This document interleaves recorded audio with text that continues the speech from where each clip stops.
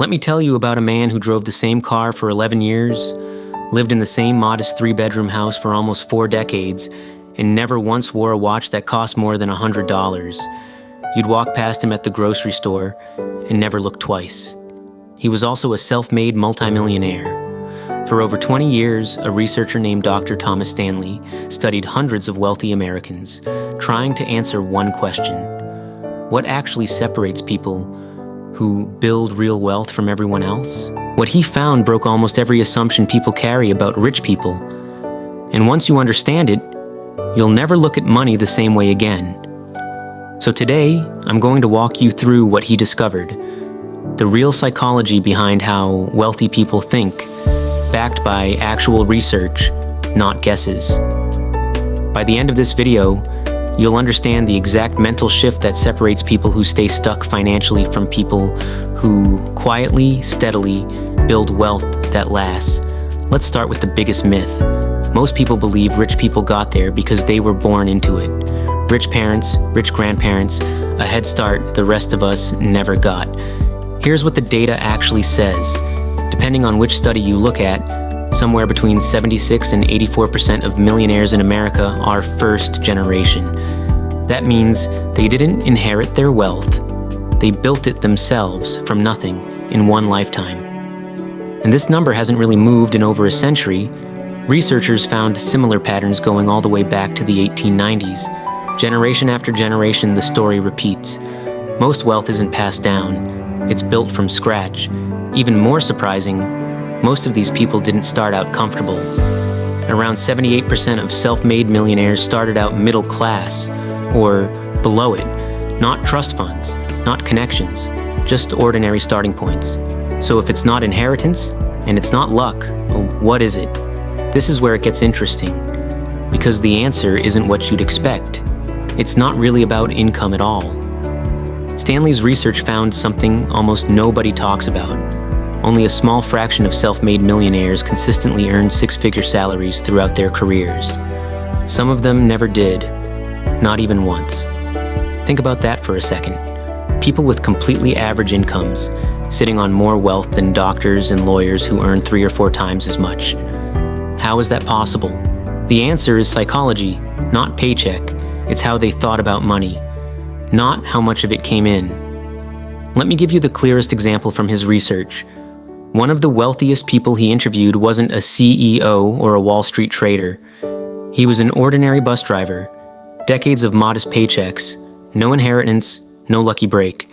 And yet, by the time Stanley met him, he had quietly built a fortune most 6-figure earners never come close to.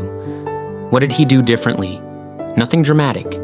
He just consistently spent less than he earned, avoided debt, and let his savings grow slowly, patiently, year after year, without touching it. That's it. No secret formula, no insider trading tip, just one repeated decision made thousands of times over decades.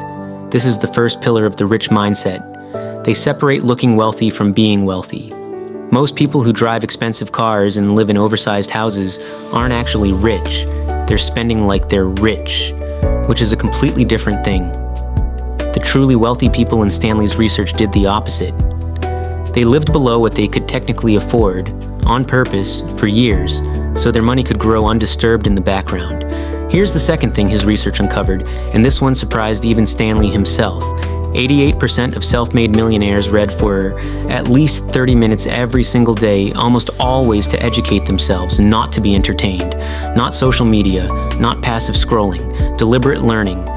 Books on their industry, their finances, their own growth. Think about what that really means. While most people spend their evenings consuming content that makes them feel something, these people spent that same time investing in becoming someone. Compounding doesn't only happen in a bank account, it happens in a brain too. Every book, every skill, every hour of learning stacks on top of the last one, quietly, invisibly, until one day, the gap between you and everyone else is too large to ignore. Now, here's the third piece, and it might be the most important one. 93% of the millionaires studied said they worked hard, but, and this is the key detail almost everyone misses, hard work alone wasn't what made the difference. Plenty of people work exhausting hours their entire lives and never build wealth. What separated the wealthy wasn't the hours. It was what they did with the money that hard work produced. This is the real financial doctrine hiding underneath everything else. It was never about working harder than everyone else. It was about protecting and directing the money that came in instead of letting it disappear the moment it arrived. Nearly 3/4 of the self-made millionaires in one major study said they had never carried a credit card balance in their entire lives. Not once. While the average household quietly bleeds money every month to interest payments most people don't even think about, these people simply refuse to let that leak exist in their life at all. One small rule, followed for decades, compounded into millions. Here's a metaphor that might make this click. Imagine two people fill a bucket with water every single day.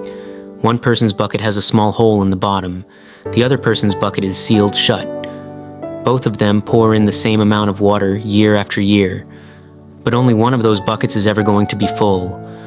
Most people spend their whole lives trying to pour in more water, working more hours, chasing a bigger paycheck, without ever noticing the hole. The wealthy fix the hole first. Then they let time do the rest. And time really is the quiet hero of this entire story. Wealth in Stanley's research wasn't built in dramatic 5-year sprints. It was built slowly, almost boringly, over 20, 30, 40 years, through the same repeated decisions made so consistently, they eventually stopped feeling like decisions at all. They just became identity. This is who I am. This is how I handle money. Full stop. That's the real financial doctrine behind rich people's psychology. Not a secret stock tip. Not a hidden investment nobody else knows about. 3 quiet decisions repeated relentlessly. Spend less than you earn. Invest in your own mind every single day. And never let debt quietly drain what you're building. None of it is complicated. All of it is uncomfortable because it asks for patience in a world that keeps promising shortcuts. So here's a question worth sitting with. Not, how much money do I make? But, what am I doing with the money that already comes in, right now, this month? Because based on everything the research shows, that answer matters more than your salary ever will.